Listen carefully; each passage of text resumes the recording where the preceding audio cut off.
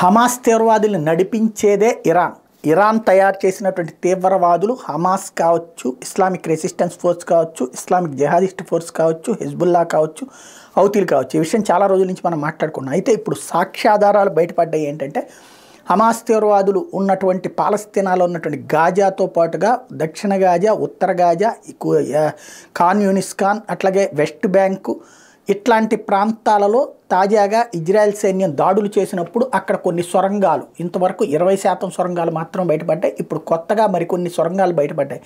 ఆ సొరంగాల్లో ఇంతకు ముందంతా ఆయుధాలు పట్టుబడితే ఇప్పుడు ఒక సొరంగంలో పెద్ద ఎత్తున డబ్బులు దొరికినాయి. ఏం డబ్బులు అంటే ఇరాన్కి సంబంధించినటువంటి రూపాయలు దొరికినాయి. అక్కడ ఇరాన్కి సంబంధించినటువంటి రూపాయలు బ్యాగులుగా డబ్బులు ఉన్నాయి అక్కడ.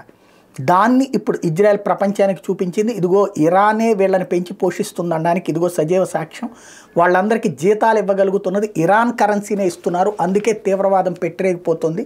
ఇది ఇరాన్ చేయిస్తున్నటువంటి ప్రత్యక్ష యుద్ధం, కానీ అది హమాస్ యుద్ధం కింద చూపెడుతుంది అన్నటువంటి విషయాన్ని తేల్చి చెప్తోంది.